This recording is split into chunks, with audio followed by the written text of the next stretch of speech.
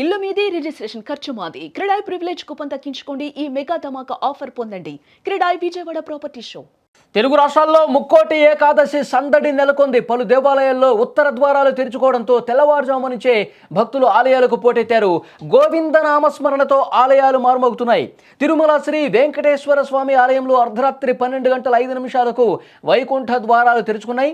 ఇప్పటికే శ్రీవారి కొండకు తరలి వచ్చిన భక్తులు ఉత్తర ద్వారం గుండా స్వామివారిని దర్శించుకుంటున్నారు.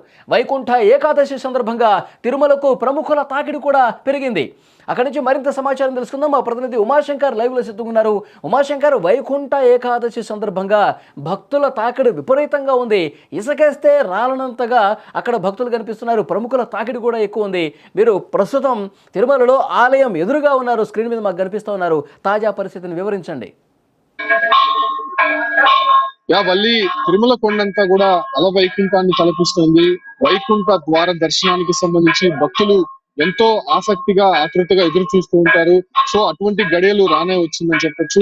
నిన్న రాత్రి సమయం నుంచి కూడా వైకుంఠ ఏకాదశికి సంబంధించినటువంటి గడియలు ప్రారంభం అవడంతో అర్ధరాత్రి సమయంలో 12:05 సంబంధించి స్వామివారికి ప్రత్యేక పూజల అనంతరం విఐపీలని దర్శనానికి అనుమతించారు. అంటే దాదాపు 4:30-5 గంటల వరకు విఐపీ తాకిడి అనేది కనిపించింది. ఆ తర్వాత సామాన్య భక్తులకి, అంటే ఈడీ ద్వారా నమోదు చేసుకున్నటువంటి భక్తులకి ప్రస్తుతం సర్వదర్శనం అయితే కంటిన్యూ అవుతోంది. నిన్న విఐపీల తాకిడి అధికంగా ఉందని చెప్పుకోవచ్చు.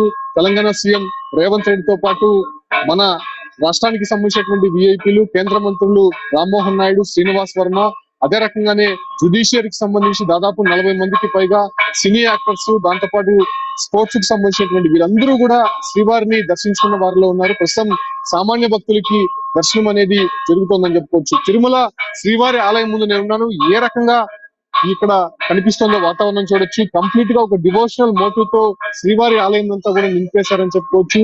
వివిధ రాష్ట్రాలు, దేశాల నుంచి తెప్పించినటువంటి పుష్పాలతో శ్రీవారి ఆలయం అంతా కూడా దేదీప్యమానంగా కనిపిస్తోంది. స్వామివారి ఆలయానికి ముందు మనం ఒకసారి ఆ సెట్టింగ్ చూడొచ్చు.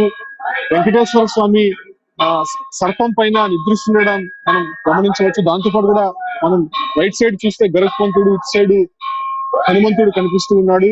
మొత్తం ఇక్కడ దశావతారాలతో పాటు అష్టలక్ష్మిలు కూడా మనకి ఆలయం ముందు కనిపిస్తూ ఉంది.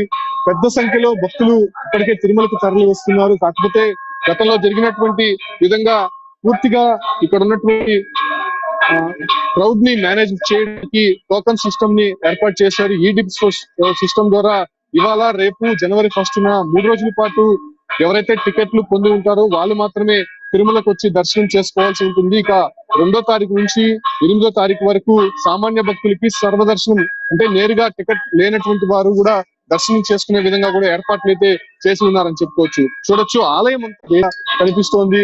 ఆలయం ముందు ఓం నమో వెంకటేశాయ అని పుష్పాలతోనే అలంకరించి ఉన్నటువంటి దృశ్యాలు చూస్తూ ఉన్నాం. ప్రతి నిత్యం కూడా తిరుమలలో నిత్య కళ్యాణం పచ్చతోరణంగా కనిపిస్తూ ఉంటుంది. ఏదో ఒక కార్యక్రమం తిరుమలలో జరుగుతూనే ఉంటుంది.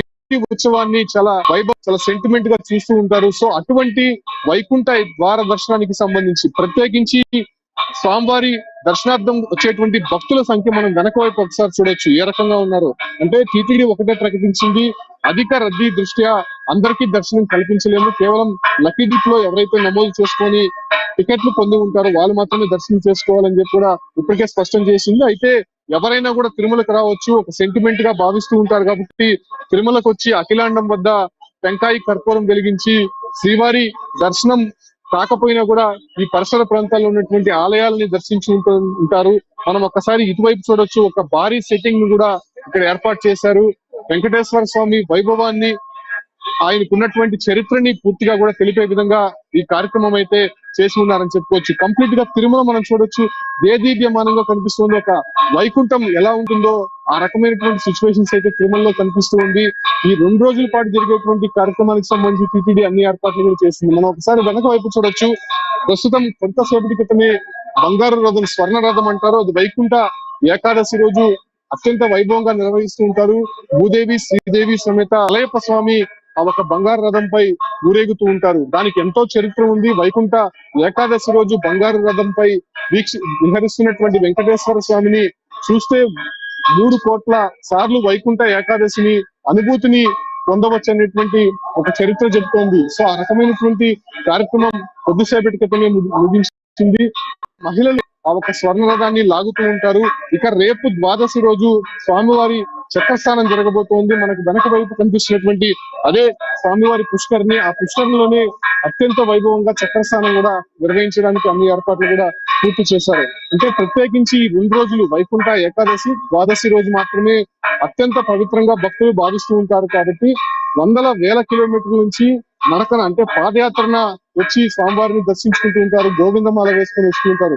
సో అటువంటి వారికి అంతా కూడా ఇక్కడ పూర్తిగా ఏర్పాట్లు అయితే చేసి ఉన్నారని చెప్పుకోవచ్చు. ఇక 10 రోజుల పాటు ఉత్తర ద్వార దర్శనం అంటే వైకుంఠ ద్వార దర్శనానికి సంబంధించి టీటీడీ ప్రత్యేకమైనటువంటి ఏర్పాట్లు చేసినటువంటి నేపథ్యంలోనే ప్రస్తుతం సామాన్య భక్తులకి దర్శనం అయితే కంటిన్యూ అవుతుంది. మళ్ళీ ఓకే ఉమాశంకర్, అది తిరుమలలో వైకుంఠ ఏకాదశి సందర్భంగా ఆ శోభ మనకి కనిపిస్తోంది. లక్షలాదిగా భక్తులు వస్తూ ఉన్నారు. ఉత్తర ద్వార దర్శనం చేసుకుంటే ఎన్నో జన్మల పుణ్యఫలం లభిస్తుందని చెప్పి భక్తులు ప్రగాఢంగా విశ్వసిస్తారు. అందుకే ఈరోజు అత్యంత పవిత్రమైనటువంటి రోజు స్వామివారిని దర్శించుకోవడానికి పెద్ద ఎత్తున వస్తున్నారు. అక్కడ పూర్తి స్థాయిలో ఏర్పాట్లు కూడా ఘనంగా చేసినటువంటి పరిస్థితి ఉంది. విజువల్స్లో చాలా స్పష్టంగా మనకు కనిపిస్తోంది.